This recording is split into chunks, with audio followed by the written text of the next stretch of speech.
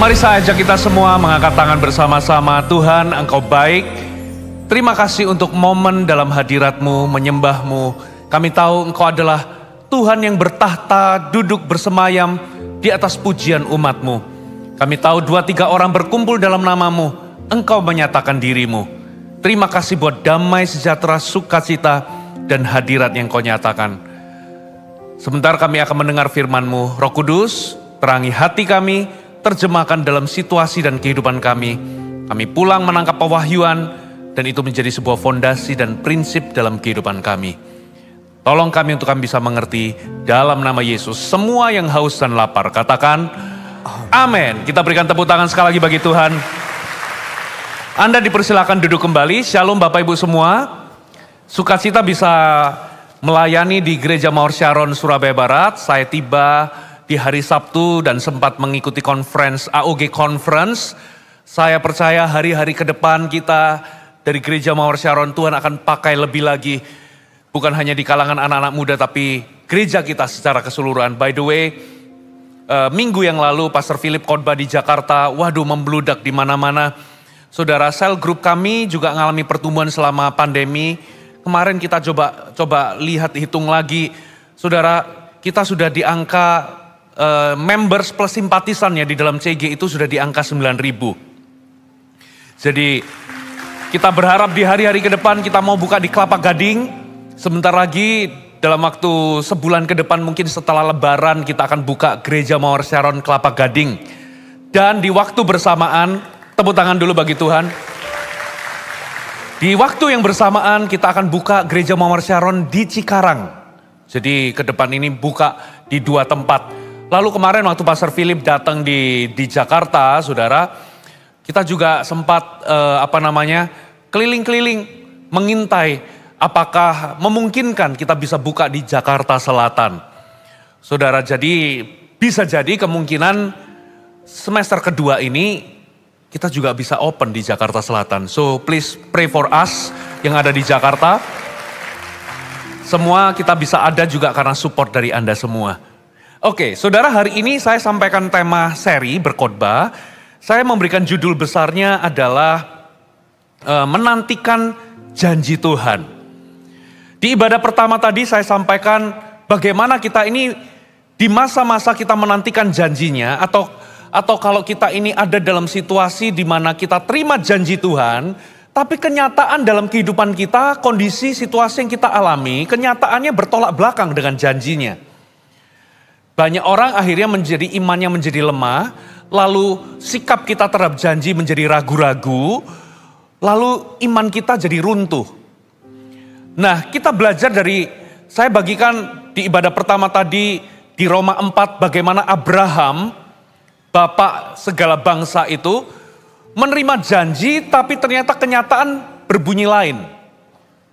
Alkitab mengatakan sekalipun gak ada dasar untuk berharap, namun Abraham berharap dan percaya. Iman kita itu menentukan harapan kita. Kenapa kita nggak punya ekspektasi atau nggak berharap, sebetulnya kita nggak percaya. Lalu dikatakan imannya tidak menjadi lemah walaupun dia tahu bahwa tubuhnya sudah lemah, alias tidak lagi bisa reproduksi karena umurnya sudah 100 tahun. Dan rahim Sarah sudah tertutup atau sudah menopause. Lihat, bayangkan kalau kita itu di posisi Abraham. Kita mengetahui sebuah fakta bahwa di lapangan kondisinya bertolak belakang dengan janji. Biasanya di titik ini iman kita menjadi lemah. Tapi Abraham imannya tidak menjadi lemah. Aneh nih. Malah dia dikatakan begini, terhadap janji Tuhan, ia tidak bimbang terhadap ketidakpercayaan. Waduh, kita biasanya tambah ragu-ragu, ini benar gak ini janji Tuhan? Benar gak ini Tuhan? Kita malah kecewa. Bahkan imannya diperkuat, kata Alkitab. Aneh ya, fakta di lapangan, kondisi di lapangan bertolak belakang dengan janji, tapi imannya malah diperkuat. Nah, saya bagikan ada 3 rahasia, dari 3 poin sederhana, ya, bagaimana kita ini bisa berpegang kepada janji Tuhan, walaupun kondisi di lapangan atau fakta yang kita lihat dalam kehidupan kita bertolak belakang dengan janji Tuhan. Anda perlu dengarkan. Lalu di ibadah kedua saya sampaikan tentang bertumbuh dalam segala hal. Kadangkala kita ini ada doa yang belum terjawab, ada janji yang belum digenapi. Lalu kita ini menjadi apa, saudara? Kita menuding Tuhan jahat, kita menuding Tuhan ini pilih kasih atau tidak adil. Belum tentu loh itu terjadi. Karena apa? Sangat besar kemungkinan bahwa janji Tuhan itu belum digenapi atau rencana Allah belum digenapi dalam kehidupan kita. Karena kitanya belum siap di mata Tuhan. Jadi kita ini seringkali menunggu Tuhan, tapi dari sisi Tuhan, loh bukan kamu yang menunggu aku kata Tuhan, tapi akulah yang menunggumu. Hari ini kenapa janji Tuhan belum digenapi? Bisa jadi karena kita belum ready. Kita belum siap. Tuhan ingin kita bertumbuh ke titik di mana kita itu siap. Nah, saya bagikan ada 3 hal yang perlu kita kejar dalam pertumbuhan kita. Supaya di masa-masa kita menanti, kita nggak fokus kapan ya. Fokuslah Anda bertumbuh. Nah, ada 3 area saya bagikan. Saudara harus dengarkan. Nah, di ibadah yang ketiga, saya sampaikan tentang berdoa dengan penuh kuasa. Habakuk itu pernah berseru, tapi Tuhan itu seolah-olah nggak mendengar. Dia pernah berteriak penindasan, tapi Tuhan itu tidak menolong. Nah, saya bagikan, ya kalau hari ini Anda merasa bahwa Anda berdoa, tapi sepertinya Tuhan itu nggak mendengarkan. Anda minta pertolongan, tapi seolah-olah Tuhan itu nggak tolong. Jangan buru-buru menuding bahwa Tuhan itu nggak tolong atau Tuhan nggak dengar. Nah, saya bagikan ada 3 tingkat doa. Jangan-jangan dari 3 tingkat doa ini kita nggak melakukan seperti yang firman ajarkan. Anda perlu dengarkan, saudara. Ya, bisa jadi, saudara, kenapa kok itu nggak terjadi? Karena kita belum, Anda dengarkan sendiri deh. Ya, ada 3 alasan kenapa kok Tuhan belum mendengar, Tuhan itu belum menjawab doa kita. Saudara perlu dengarkan. Nah, di ibadah keempat ini, saya fokus kepada berserah kepada proses Tuhan. Selama kita menanti janji Tuhan. Nanti di ibadah kelima, bagaimana kita beristirahat dalam hadirat Tuhan sementara kita menantikan janji Tuhan. Nah, coba kita buka bersama-sama. Ulangan pasal yang ke-8, ayat 2-5. Ulangan pasal yang ke-8, kita baca di ayat yang ke-2 sampai ayat yang ke-5. Ini ayat yang sering kita baca. Tapi saya minta kita kembali membacanya. Ingatlah kepada seluruh perjalanan yang kau lakukan atas kehendak Tuhan Allahmu di padang gurun selama 40 tahun ini dengan maksud merendahkan hatimu dan mencobai engkau untuk mengetahui apa yang ada dalam hatimu, yakni apakah engkau berpegang pada perintahnya atau tidak. Jadi, ia merendahkan hatimu, membiarkan engkau lapar, memberi engkau makan mana yang tidak kau kenal, yang juga tidak dikenal oleh nenek moyangmu, untuk membuat engkau mengerti bahwa manusia hidup bukan dari roti saja, tetapi manusia hidup dari segala yang diucapkan Tuhan. Pakaianmu tidaklah menjadi buruk di tubuhmu, dan kakimu tidaklah menjadi bengkak selama 40 tahun ini. Ayat 5, maka haruslah engkau insaf. Atau kalau saya bisa lebih terjemahkan lebih gamblangnya, maka haruslah engkau menyadari atau mengerti bahwa Tuhan Allahmu mengajari engkau seperti seseorang mengajari anaknya. Dari ayat ini, saudara, itu menggambarkan sebuah situasi yang mungkin kita juga alami. Bangsa Israel itu dikasih janji sama Tuhan, bahwa aku akan membawamu ke tempat yang penuh susu dan madunya. Tanah yang subur.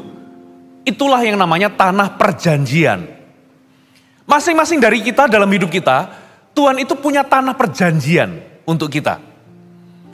Itu adalah sebuah tanah yang subur, itu adalah sesuatu yang merupakan rencana Allah dan apa yang Tuhan itu janjikan dalam kehidupan kita.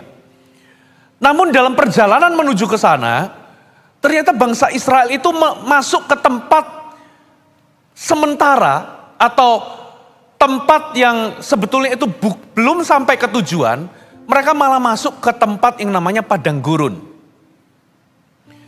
Di padang gurun inilah mereka mendapati bahwa apa yang Tuhan janjikan tentang tanah perjanjian itu semuanya kebalikannya di padang gurun.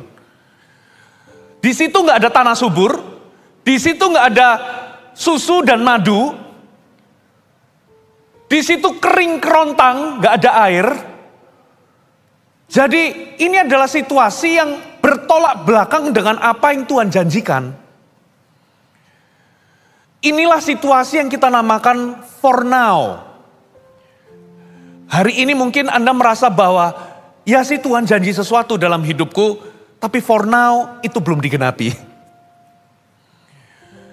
Yes, saya percaya adalah janji Tuhan dalam hidupku bahwa aku disembuhkan, tapi for now itu belum terjadi. Yes, Tuhan itu akan membawaku ke sebuah tempat di mana Tuhan itu membawaku naik tinggi, ada dalam sebuah promosi. Tapi for now, aku justru ada di bawah, di lembah. Malah, aku baru saja dipecat. Bukannya promosi, tapi malah dipecat. Pernah nggak Anda masuk dalam sebuah tanah yang namanya di tengah-tengah, di antara tempat janji Tuhan, ya, antara diri Anda dengan janji Tuhan, Anda berada di tengah-tengah. Kita sering mengalami momen-momen demikian. Kita ini berada di tengah-tengah. Saudara, doa belum dijawab, janji belum digenapi, rencana Allah sepertinya kok tidak ada tanda-tanda itu digenapi. Saudara, itu yang namanya tanah di antara, di padang gurun, saudara. Dan tahukah di padang gurun itu tanah yang gersang. Tapi di padang gurun itu sekalipun dia tanah gersang, tapi padang gurun itu subur akan dua hal. Yang pertama adalah subur akan keluhan atau complaining di tanah padang gurun itu. Yang kedua itu subur sama yang namanya didikan atau disiplin dari Tuhan. Nah, tinggal hari ini Anda pilih. Itu menjadi tempat di mana Anda dididik oleh Tuhan, atau menjadi tempat di mana Anda komplain, mengeluh, dan menjadi negatif. Itu tanah subur, padang gurun itu tanah gersang, tapi itu adalah tanah subur untuk disiplin atau didikan Tuhan, atau komplain atau keluhan. Saudara, nah, coba kita lihat satu ayat ya. Coba kita buka sama-sama Ibrani pasal yang ke-12 ayat yang ke-11.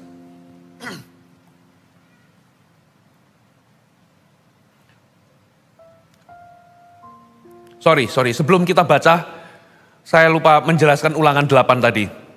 Sorry, kita skip dulu ya, balik ke ulangan 8. Saudara, dikatakan begini, ingatlah kepada seluruh perjalanan di padang gurun selama 40 tahun dengan maksud. Jadi ada kata dengan maksud. Apa artinya dalam kehidupan kita? Kalau Anda masuk dalam sebuah masa yang namanya tempat di antara tadi, for now tadi, Anda belum sampai ke tempat yang Tuhan janjikan dalam kehidupan Anda, semuanya serba nggak ideal yang namanya padang gurun tadi, ternyata bangsa Israel itu masuk di tempat itu bukan karena Tuhan menghukum mereka. Bukan juga karena kecelakaan. Jadi kata dengan maksud itu berarti by design. Tuhan itu memang sengaja membawa mereka ke sana karena Tuhan punya tujuan di situ. Katakan amin. Jadi hari ini kabar baiknya adalah kalau Anda masuk dalam situasi yang dinamakan padang gurun tadi, tempat di antara tadi, itu by design. Kalau Tuhan mengizinkan Anda masuk di situ, pasti Tuhan punya rencana. Katakan amin. Itu bukan karena Tuhan menghukummu, kecuali kalau Anda berbuat dosa atau melakukan kesalahan. Tapi kalau Anda masuk di situ, pasti ada Tuhan itu punya rencana kalau Tuhan izinkan. Saudara. Lalu ada kata-kata di mana, jadi ia merendahkan hatimu, membiarkan engkau lapar, memberi engkau makan mana yang tidak kau kenal, juga tidak dikenal oleh nenek moyangmu. Nah, ini yang luar biasa. Untuk membuat engkau mengerti.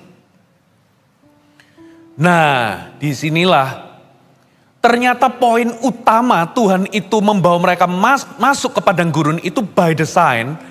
Ternyata tujuannya, maksud utamanya adalah untuk membuat mereka mengerti. Katakan mengerti. Mengerti tentang apa? Tentang apa yang memang Tuhan mau ajari mereka. Ternyata Tuhan itu cuma satu ternyata mata kuliahnya. Untuk membuat mereka mengerti bahwa manusia nggak hidup cuma dari roti saja. Tapi manusia hidup dari segala yang Tuhan ucapkan. Bayangkan ya, untuk ngajarin satu ayat itu aja butuh 40 tahun. Apa sih ternyata pelajarannya apa? Ternyata pelajarannya adalah manusia itu nggak bisa hidup sendiri. Manusia itu kalau mau survive perlu bergantung sama Tuhan. Itu pelajarannya di padang gurun. Nah, baru di ayat 5-nya dikatakan begini. Maka haruslah engkau sadar atau insaf bahwa Tuhan Allahmu, katakan mengajari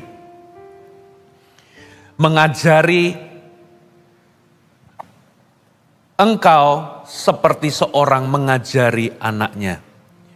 So dari sini kita bisa tahu ternyata Tuhan itu izinkan orang Israel masuk dalam padang gurun itu. Ternyata Tuhan itu ingin mendidik mereka seperti seorang papa mendidik anaknya. Dan agendanya cuma satu, yaitu apa saudara? Membuat mereka ngerti bahwa manusia gak bisa hidup dari roti saja. Tapi dari setiap apa yang firman katakan. Katakan amin. Nah, masalahnya di sini. Ketika Tuhan itu membawa kita ke sebuah tempat yang tidak nyaman tadi, tempat di antara di mana doa kita belum dijawab, janji Tuhan belum digenapi, di mana Tuhan mengizinkan kita masuk di dalam kesulitan atau persoalan. Ternyata di balik itu kalau Tuhan izinkan, itu pasti ada maksudnya. Maaf. Pasti ada maksudnya. Tuhan gak mungkin melakukan itu tanpa ada maksud atau iseng. Ternyata ada maksudnya. Ternyata maksudnya adalah Tuhan ingin mengajar kita. Tuhan ingin memberikan kita didikan. Berarti dari semua peristiwa yang Tuhan izinkan untuk kita lewati, berarti ada pelajaran. Katakan pelajaran. Nah, disinilah orang Israel mayoritas itu gagal. Kenapa mereka tidak masuk ke tanah Kanaan? Bukan karena Tuhan tidak mampu membawa mereka masuk ke Kanaan. Yang membuat mereka mayoritas dari generasinya Yosua dan Kaleb itu mati semua kecuali 2 orang. Yaitu Yosua dan Kaleb yang masuk. Semuanya mati di padang gurun, gagal masuk ke tanah Kanaan. Itu bukan kesalahannya, bukan dari pihak Tuhan. Tapi di sini kesalahannya adalah ternyata orang Israel tidak mengerti apa yang Tuhan mau ajarkan dalam kehidupan mereka. Katakan tidak mengerti. Mari kita buka ayatnya ya. Anda masih bersama dengan saya? Mazmur 95. Ayat 10. Mazmur 95 ayat 10. Nanti kita buka di Ibrani tadi ya. Saya skip dulu. 40 tahun aku jemu kepada angkatan itu. Maka kataku, mereka suatu bangsa yang sesat hati dan mereka tidak mengenal jalanku. Saya bacakan versi Alkitab yang terbuka. Selama 40 tahun aku muak terhadap generasi itu. Dan berfirman, mereka adalah bangsa yang sesat hatinya, mereka tidak mengenal jalan-jalanku. Versi firman Allah yang hidup saya bacakan ya. Selama 40 tahun Aku memperhatikan mereka dengan kesal. Jadi ternyata Tuhan itu jengkel. Tuhan itu jemu, itu artinya jengkel. Tuhan itu muak terhadap generasi itu. Kata Tuhan Allah, mereka adalah bangsa yang pikiran dan hatinya jauh daripadaku. Mereka tidak mau menerima hukum-hukumku. Jadi ternyata penyebab mereka gagal adalah gini loh. Tuhan itu ingin mendidik mereka, mengajari mereka sesuatu. Masuk di padang gurun, sebetulnya rencana awalnya itu cuma beberapa minggu. Ada yang ngomong 3 minggu. Rencananya di situ Tuhan itu cuma mau didik mereka. Tapi ternyata, saudara, ketika Tuhan itu ngajari mereka, Tuhan itu mendidik mereka, ternyata mereka itu tidak ngerti-ngerti. Saya masih ingat waktu dulu saya masih kecil. Ya, masih SD, itu mama saya itu, dulu kan ada, gak tahu apakah Anda masih ingat yang usianya 40 tahunan sekarang ini. Anda masih ingat ada yang namanya buku belajar, namanya Gemar Belajar atau Gembel atau RTB. Kalau saya lagi ulangan, itu saya ditanyain sama mama saya, hafalin 1 sampai 10, saya tawar, enggak mah 5 aja dulu ya. Dihafalin 10 menit, habis itu ditanyain, enggak ngerti-ngerti. Diajarin matematika, saya itu diajarin enggak ngerti-ngerti, saudara. Sampai akhirnya mama saya waktu itu, yaudah kamu les aja, dilesin saudara. Ya saya takut kalau dilesin, mau nggak mau harus belajar. Tapi di tempat les, ada teman-teman saya itu sampai guru lesnya itu sampai stres. Karena apa? Dia ajarin, nggak ngerti-ngerti. Gimana perasaan Anda ngajarin anak kecil? Ngajarin sesuatu, kagak ngerti-ngerti. Gimana perasaannya? Jengkel nggak? Tuhan itu gitu. Ngajari orang Israel, nggak ngerti-ngerti. Makanya Tuhan ngomong ini generasi aku muak, aku jemu, aku jengkel. Karena apa? Tuhan itu ingin mendidik mereka. Tuhan ini ngajari mereka, tapi mereka nggak bisa menangkap apa yang Tuhan mau ajarkan. Sementara mereka tuh hanya apa? Fokusnya apa? Mana tanah perjanjian? Mana? Nah, dari sini Bapak Ibu, kalau Anda masuk dalam situasi di mana Anda menantikan janji Tuhan, kalau ada hal-hal tertunda dalam kehidupan Anda, saudara harus jadi orang yang cerdas rohani. Katakan cerdas rohani. Jangan jadi orang yang bodoh rohani. Karena kalau Tuhan izinkan, pasti ada didikan atau pelajaran di baliknya. Nah, Anda tidak akan pernah masuk ke dalam penggenapan janji kalau di sini Anda nggak lulus. Anda akan terus berputar-putar di padang gurun. Sampai Anda mengerti baru Anda masuk ke tanah perjanjian. Saudara.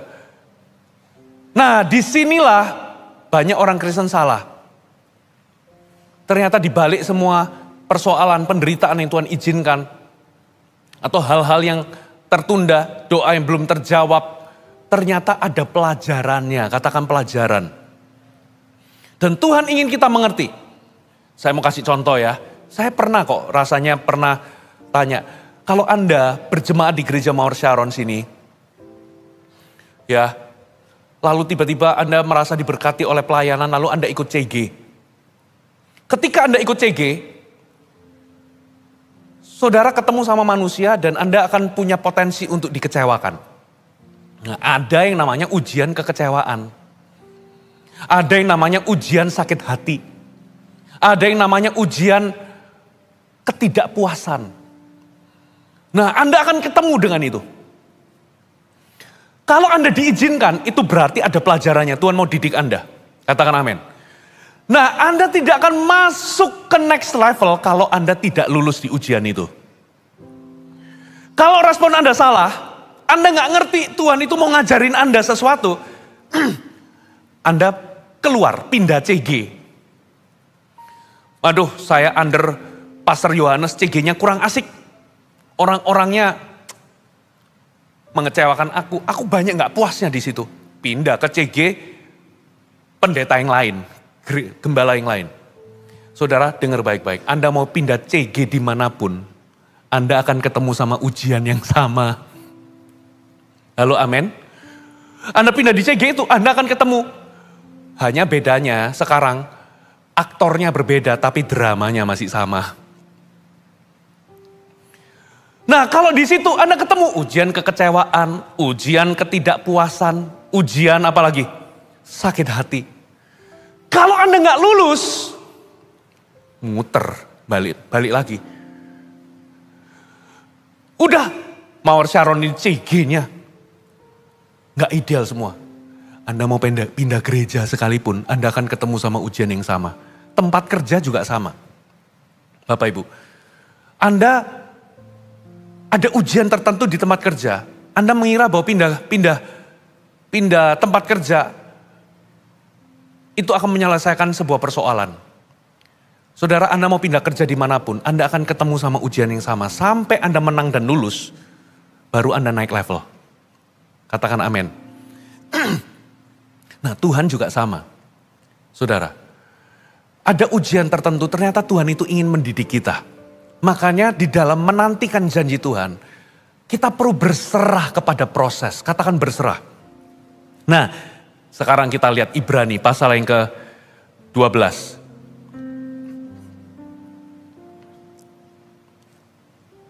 Ibrani 12, kita baca di ayat yang ke-11. Memang, tiap-tiap ganjaran pada waktu ia diberikan, tidak mendatangkan sukacita. Tetapi duka cita. Tetapi kemudian ia menghasilkan buah kebenaran yang memberikan damai kepada mereka yang dilatih olehnya. Saya akan bacakan beberapa terjemahan yang lain. Versi Alkitab yang terbuka. Semua didikan, nah perhatikan. Jadi kalau di Alkitab kita yang versi itu pakai kata ganjaran. Tapi kalau Alkitab yang terbuka pakai kata didikan. Semua didikan pada saat diberikan memang tidak menyenangkan dan menyakitkan. Memang didikan itu kadang menyakitkan. Akan tetapi sesudah itu akan menghasilkan buah kebenaran yang memberi damai sejahtera kepada mereka yang telah dilatih oleh didikan itu. Nah, versi The Passion Translation ada satu kata yang membuat saya tertarik. Dikatakan gini, now all discipline seems to be painful at the time. Yet later it will produce a transformation of character, bringing a harvest of righteousness and peace to those who yield to it. Saya terjemahkan ya. Semua disiplin pada awalnya kelihatan menyakitkan, tapi selanjutnya itu akan menghasilkan transformasi karakter, membawa harvest atau tuaian kebenaran dan damai sejahtera to those who yield to it. Untuk mereka yang berserah atau yield itu menyerah kepada didikan itu.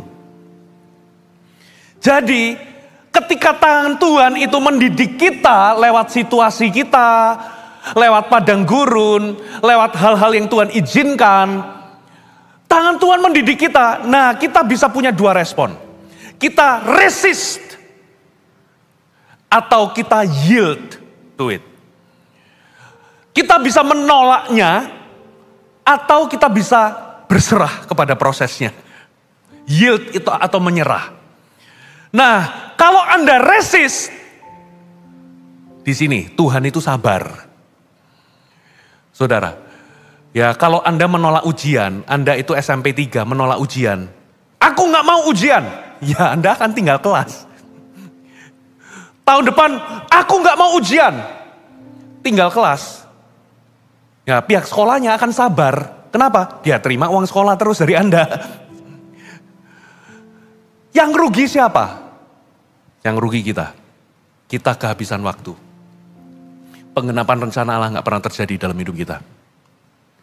Makanya Tuhan itu sabar loh. Kalau kita ini menolak, oke nggak apa-apa. Tuhan itu panjang sabar ya.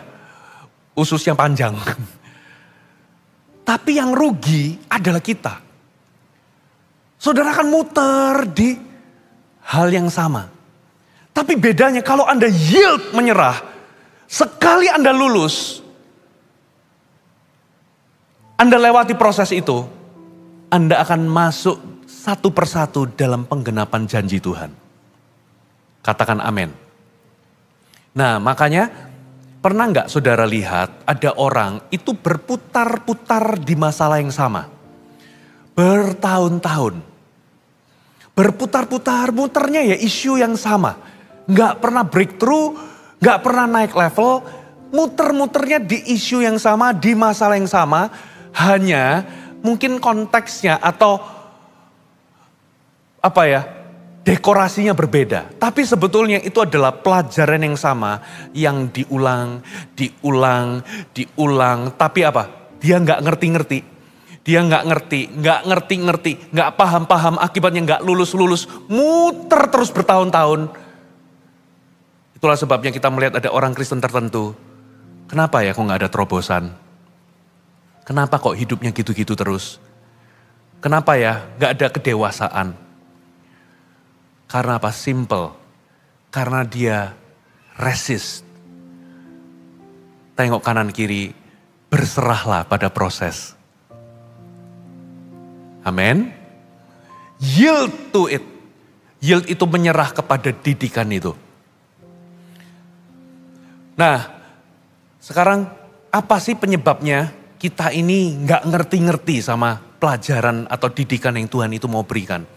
Paling tidak saya menemukan ada 3 alasan. Catat baik-baik.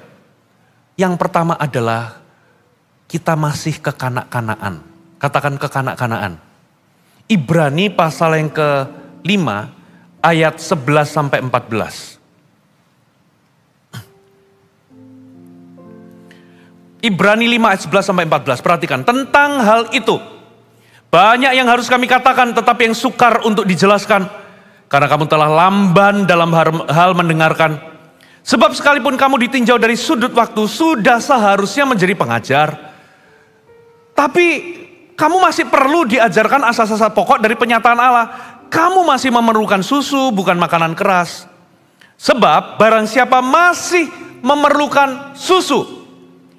Kita baca sama-sama ya. Ia tidak 1, 2, 3. Ia tidak memahami ajaran tentang kebenaran. Sebab ia adalah anak kecil. Titik. Ayat 14. Tetapi makanan keras adalah untuk orang-orang dewasa. Karena mempunyai panca indera yang terlatih untuk membedakan yang baik daripada yang jahat. Jadi ada orang Kristen, ya memang ada orang-orang tertentu dia itu masih bayi rohani, baru saja bertobat. Setiap orang punya level berbeda-beda.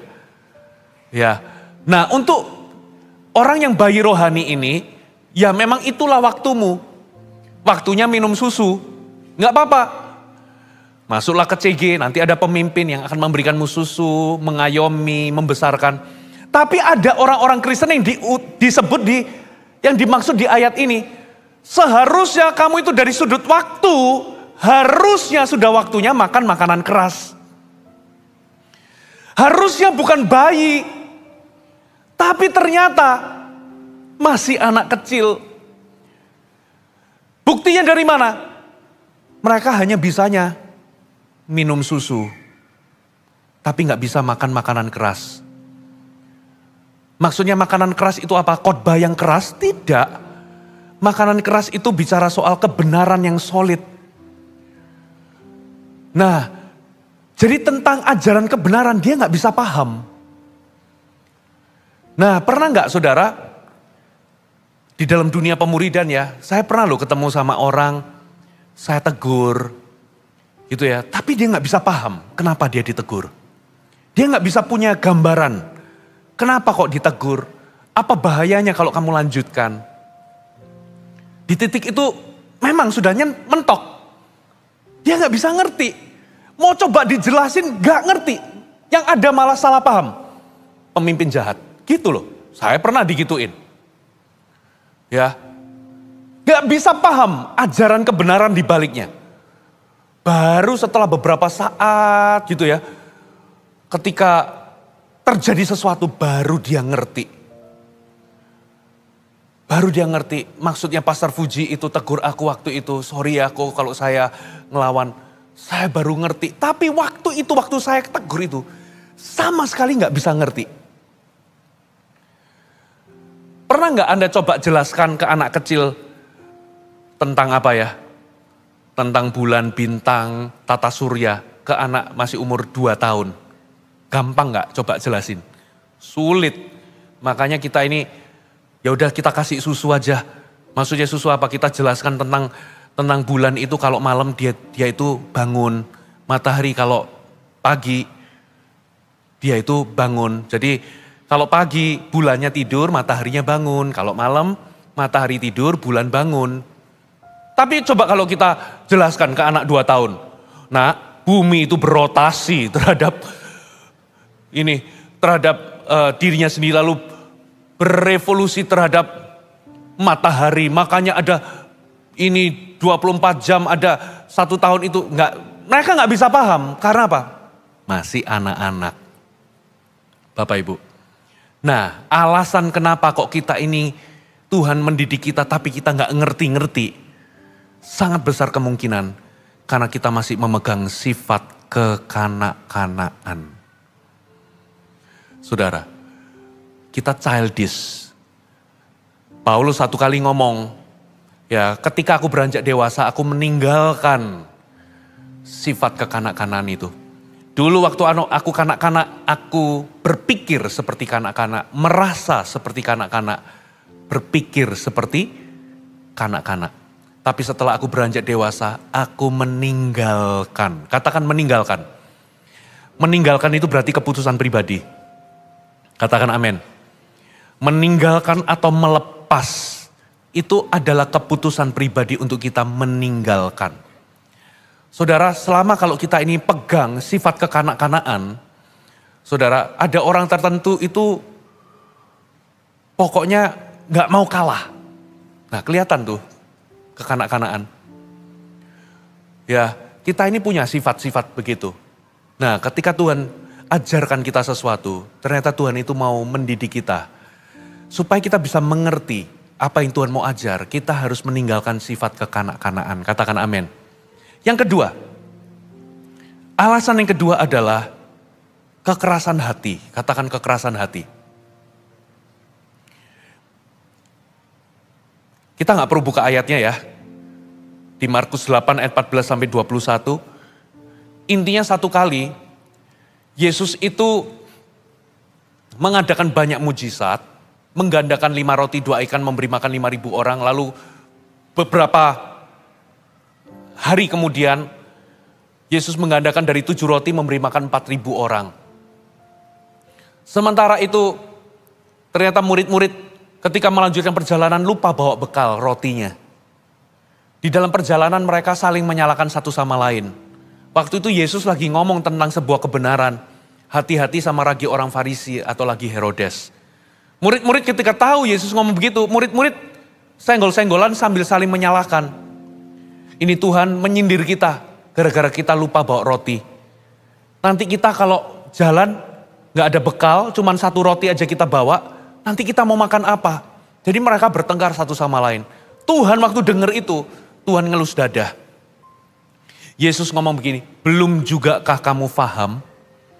Belum jugakah kamu mengerti? Telah degilkah hatimu?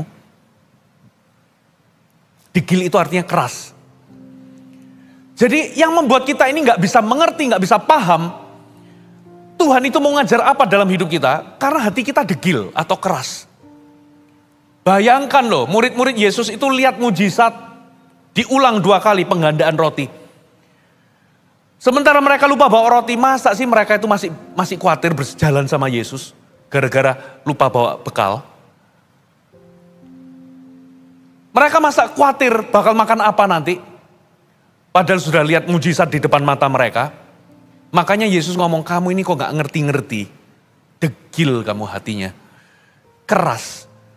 Jadi ternyata yang membuat kita ini gak bisa mengerti.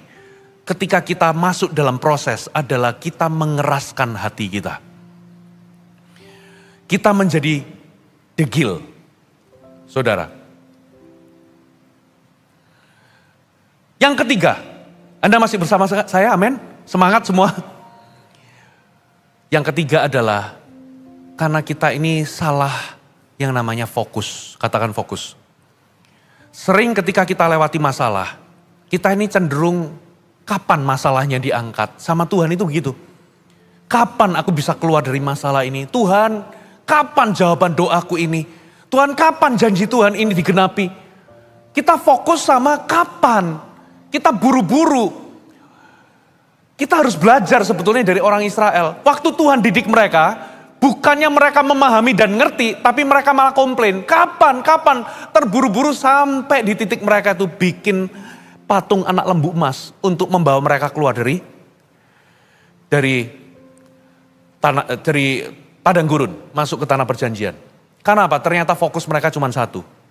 Mereka fokus sama janji Tuhan dan bukan sama pelajaran. Mereka fokus sama kapan masuk ke sana, tapi bukan pelajaran. Bapak Ibu, saya mau kasih tahu. Ketika Anda menangkap pelajaran dan proses Tuhan di dalamnya. Waktu Anda nangkep, waktu di dalam proses itu Anda menyerah dan Anda mengerti. Dengar baik-baik, solusi atau persoalanmu tiba-tiba langsung problem solve. Once itu mengerti, langsung solusi langsung ada di depan mata. Ayub itu pernah Tuhan izinkan ngalami sebuah proses yang luar biasa. Prosesnya dia harus kehilangan banyak hal. Saudara, lalu dia punya teman-teman juga accuse dia. Kamu pasti berbuat dosa, kamu pasti begini, kamu pasti begitu. Sampai Ayub itu pernah ada satu titik itu terpancing. Terpancing, dia berargumen dengan Tuhan. Lalu satu kali Tuhan itu ngomong, kamu di mana waktu aku meletakkan alas bumi dan sebagainya. Dan sampai dia itu mencabut kata-katanya dan dia belajar sesuatu. Dia yield kepada proses yang ada. Coba lihat, langsung Tuhan pulihkan semuanya dari kehidupan Ayub. Katakan amin. Apa pelajaran dari kehidupan Ayub? Anda baca nanti ya di kitab Ayub. Ayub itu pernah ngomong begini, dulu aku mendengar tentang engkau dari apa kata orang, tapi hari ini mataku melihat. Aku melihat dengan mataku sendiri, Tuhan. Jadi ternyata pelajarannya adalah, selama ini Ayub itu ternyata mengenal Tuhan itu cuma dari kata orang. Walaupun dia saleh, tapi pengenalannya itu second hand. Waktu dia alami proses itu, ternyata pelajarannya adalah dia mengenal Tuhan secara pribadi. Saudara tahu bahwa Tuhan itu setia. Tapi sampai Anda ngalami persoalan dan Anda keluar, baru Anda benar-benar bisa menyadari bahwa kali ini aku ngalami Tuhan itu memang setia. Betul ya? Dulu aku ini cuma tahu Tuhan itu setia hanya teori. Tapi gara-gara lewati masa pandemi yang gak mudah ini, hari ini aku bisa membuktikan, benar aku ngalami Tuhan itu setia. Katakan amin. Benar ya? Jadi pengalamanmu jadi pengalaman pribadi. Sekali Anda lulus, langsung persoalan Anda ada solusinya. Katakan amin. Makanya poin yang ketiga, jangan sampai salah fokus. Banyak kali kita fokusnya, kapan masalahku diangkat? Saudara, masalahmu itu akan selesai dengan sendirinya. Once Anda mengerti dan Anda lulus sama yang namanya proses Tuhan. Katakan amin. Once Anda ngerti proses Tuhan di dalamnya, tiba-tiba masalah Anda kelar. Amin. Kapan janji Tuhan digenapi? Percayalah, janji Tuhan akan digenapi once kita ini lulus. Ada amin Bapak Ibu? Nah itulah sebabnya saudara, kita ini betul-betul harus mengerti apa kata Tuhan. Siapa lagi saudara? Petrus. Saudara, Petrus itu adalah tipe orang yang, Petrus itu kalau bisnismen, dia ini pinter berbisnis. Dia itu nelayan handal, katakan nelayan handal. Buktinya apa saudara? Petrus ini orang yang suka membanggakan dirinya. Kelihatan dari mana? Waktu Yesus memperingati mereka bahwa nanti kamu akan tercerai-berai. Coba lihat jawaban Petrus. Aku sekali-kali tidak akan lari, bahkan aku siap mati bagimu. Lihat ya, Kalaupun semua orang lari, aku gak bakal lari. Tapi Yesus kasih peringatan. Ya, nanti sebelum ayam berkokok 3 kali kamu sudah menyangkal. Aku 3 kali. Nah, satu kali bagaimana cara Tuhan mendidik Petrus? Ada sebuah momen di mana Petrus itu kerja semalam-malaman. Dia ini pinter loh, dia nelayan handal. Tapi Tuhan izinkan krisis terjadi. Dia kerja, dia memancing ikan, menjala ikan tapi tidak mendapat apapun. Guess what? Besok paginya waktu dia melipat jala, Yesus pinjam perahunya untuk khotbah. Setelah Yesus khotbah, Yesus ngomong sama Petrus, tebarkan jalamu ke tempat yang lebih dalam. Ketika Petrus nurut, ditebarkan jala. Waktu dia balik, Anda coba cek di Alkitab Anda. Apa respon Petrus? Petrus itu langsung tersungkur di kaki Yesus, pegang kaki Yesus, nangis sambil ngomong begini, Tuhan pergi dari saya, aku orang berdosa. Loh kok bisa? Ternyata pelajaran melalui krisis yang dia alami, pelajarannya adalah kerendahan hati. Dia orang yang suka membanggakan diri kan? Tapi di titik itu, dia bisa sadar bahwa aku ini orang berdosa, Tuhan, enyahlah daripadaku. Aku gak layak. Saudara, itu pelajarannya. Itu yang dialami oleh Petrus. Yusuf, sama. Yusuf itu kalau di zaman sekarang suka flexing. Aku punya apa ini namanya? Jubah maha indah. Kuku-kuku gak punya kan? Dia suka pamer. Dia mimpi, dia pamerin. Aku bermimpi. Ya mimpinya apa? Yang pertama berkas-berkasmu, menyembah berkasku. Ya, jadi ada sisi itunya. Dan ada sebuah pelajaran. Sebelum dia menggenapi, Tuhan berikan janji sebelum masuk ke penggenapan janji. Dia harus melewati yang namanya apa saudara? Jadi budak.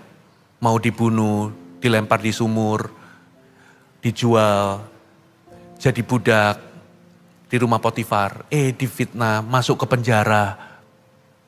Di penjara dia tolong orang, dia dilupakan di situ. Pelajarannya apa saudara? Kalau bukan Tuhan yang bebasin dia gak bakal keluar. Even karunianya dia pun gak bisa membuat dia keluar dari penjara, menafsirkan mimpi. Ternyata dari perjalanan itu ada sebuah proses Tuhan. Makanya di ujungnya dia jadi orang yang berbeda. Dia ngomong begini, sementara kakak-kakaknya udah ketakutan, Yusuf itu bisa ngomong begini, engkau mereka-rekakan hal yang jahat, tapi Tuhan mereka-rekakan untuk kebaikan. Aku mengampunimu. Wow, saudara, dia punya power loh. Dia punya kuasa loh. Dia bisa balas dendam tuh kepada kakak-kakaknya. Tapi kok bisa? Dari orang yang ngalami pengalaman begitu rupa pahitnya, bisa keluar kata-kata, semua apa yang buruk, itu Tuhan reka-rekakan untuk kebaikan. Dan hari ini aku dengan kata lain, aku mengampunimu semua. Ternyata Tuhan persiapkan dia. Justru ketika dia menyerah atau yield to it kepada proses itu, janji Tuhan malah digenapi. Katakan amin. Coba kalau dia resist. Dia doa dijawab gak? Dia pasti berdoa waktu di lubang sumur itu, waktu dia dengar kakaknya mau jual dia ke kafilah Ismail. Dia pasti berdoa, Tuhan aku gak mau jadi budak. Tolong Tuhan, tolong aku, luputkan aku. Supaya aku gak jadi budak. Ternyata Tuhan gak jawab, dia dijual. Tuhan aku gak mau di Mesir, malah dia di Mesir jadi budak. Tapi justru di situ, di Mesir itulah penggenapan janji Tuhan digenapi. Katakan amin. Kalau kita menyerah sama Tuhan, saya percaya penggenapan rencana Tuhan akan terjadi dalam hidup kita. So, hari ini kalau Anda berada dalam sebuah tempat yang sementara tadi, tapi itu padang gurun, bertolak belakang dengan janji Tuhan. Doa belum dijawab, janji belum digenapi. Bagaimana cara Anda menantikan janji Tuhan? Saudara, menyerahlah kepada proses. Tangkap pelajaran yang ada. Jangan jadi orang Israel. Saudara, berputar-putar di padang gurun 40 tahun. Kenapa? Harusnya nggak 40 tahun. Harusnya cuma beberapa minggu. Tapi karena Tuhan mau ajar mereka, tapi mereka nggak ngerti-ngerti. Tuhan mau didik apa? Mereka nggak paham-paham. Mereka resist, mereka menolak. Mereka tidak yield. Mereka kekanak-kanaan. Saudara, mereka tidak mau melewati ujian. Mereka degil, keras hati. Mereka salah fokus. Fokusnya ke kapan. Harusnya mereka fokus, aku lulus ujian. Amin. Tutuplah kitab kita datang di hadapan Tuhan. Saya undang kita semua bangkit berdiri bersama-sama. Roh Kudus, Kau hadir di sini, mengalir dalam pujian kami. Berhembuslah, berkaryalah, Roh Kudus, nyatakanlah sekarang. Roh Kudus, Kau hadir. Roh Kudus, Kau hadir di sini. Mengalir dalam pujian kami. Berhembuslah, berkaryalah, Roh Kudus, nyatakanlah sekarang. Roh Kudus, penuhi, Roh Yesus, urapi, jamahlah setiap hati kami, mengalirlah sekarang. Roh Kudus, Kau hadir. Kau hadir di sini, mengalir dalam pujian kami. Berhembuslah, berkaryalah, Roh Kudus, nyatakanlah sekarang. Roh Kudus, Kau hadir di sini. Engkau mengalir dalam pujian kami. Berhembuslah, berkaryalah, Roh Kudus, nyatakanlah. Mari angkat tangan kita sama-sama katakan. Roh Kudus, penuhi, Roh Yesus, urapi, jamahlah setiap hati kami, mengalirlah sekarang. Roh Kudus, oh Roh Kudus, penuhi, Roh Yesus, urapi, jamahlah setiap hati kami, mengalirlah sekarang. Haleluya. Oh Roh Kudus, penuhi,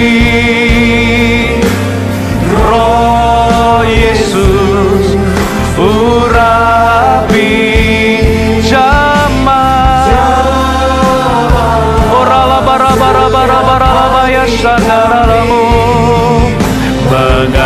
mengalirlah sekarang. Haleluya.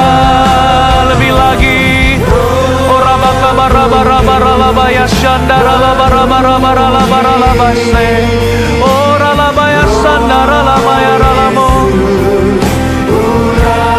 Amin Tuhan. Jamahlah setiap hati kami, mengalirlah. Haleluya. Roh Kudus, oh Roh Kudus, penuhi kami, menyembah-Mu Tuhan. Kami terbuka kepadamu pada sore hari ini. Jamahlah setiap hati kami, mengalir sekarang.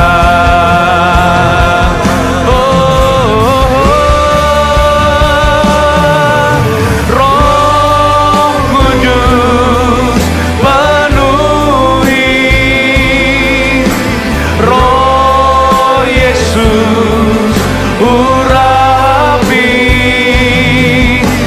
Jamahlah setiap hati kami, mengalirlah sekarang.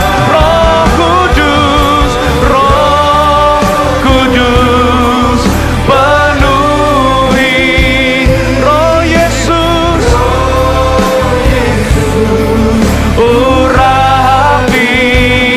Jamahlah setiap hati kami, mengalir. Lirlah sekali lagi dengan segenap hatimu. Roh Kudus, penuhi. Ora bara bara la bara bara la bara bara la bara bara la bara bara. Syaka bara bara bara bara la bara bara la bara bara la bara. Setiap hati kami, mengalir. Mari kita berbahasa lidah sama-sama, kita sembah Dia. Ora baka bara bara mana nana yaso. Mengalir Roh Kudus, penuhi setiap hati, jamah setiap hati. Oh, ya rala bara bara bara naya sandara lamo. Haleluya, haleluya. Yes Lord, amin Tuhan. Haleluya. Ya rala ya sandara lama rama rama rama rama. Haleluya.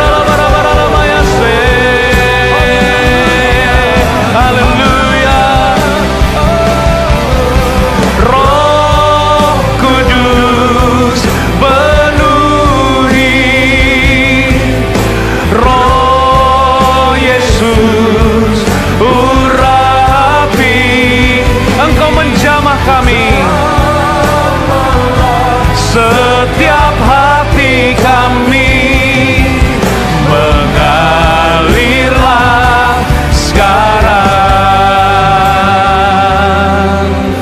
Mari semua letakkan tangan di dada kita.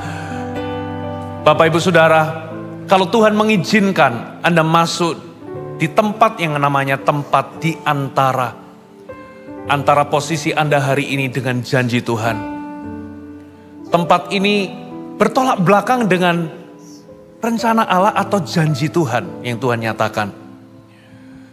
Ini adalah tanah gersang, tapi sekaligus tanah yang subur untuk Anda komplain, mengeluh, atau tanah yang subur untuk didikan Tuhan. Alkitab mengatakan, haruslah Engkau insaf. Karena Bapa mengajari anaknya. Tuhan mengajari engkau seperti Bapa ajari anaknya. Tuhan membawa bangsa Israel ke padang gurun bukan untuk mencelakakan. Bukan untuk membuat mereka hancur. Tujuan utamanya adalah untuk mengajari mereka. Ada sebuah pelajaran lewat situasi yang mereka alami. Kita nggak boleh gampang tuduh Tuhan sama seperti orang Israel. Tuhan jahat. Tuhan ingin kita mati di padang gurun. Mana kita komplain, mengeluh, menjadi negatif. Jangan-jangan sebetulnya Tuhan itu ingin membuat kita mengerti. Tuhan ingin kita ini bisa lulus dari pelajaran. Karena apa? Once Anda lulus, Anda akan masuk ke tanah perjanjian. Sekali Anda lulus, Anda akan naik level. Sekali Anda lulus di ujian itu, masalah Anda kelar. Sekali Anda lulus, ada penggenapan janji Tuhan. Yang Tuhan mau hari ini, apakah Anda yield atau berserah dalam proses Tuhan? Hamba-Mu selesai, Roh Kudus, biar firman Allah termeterai dalam hati umat-Mu. Ajari kami dalam situasi yang Tuhan izinkan, untuk kami bisa menangkap apa yang Tuhan ajarkan. Kami mau tinggalkan sikap kekanak-kanaan, sikap mengeraskan hati, dan kami mau fokus kepada didikan Tuhan, bukan hanya sekedar janji Tuhan. Terima kasih Bapa. Roh Kudus penuhi, Roh Yesus urapi, jamalah setiap hati kami, mengalirlah darah.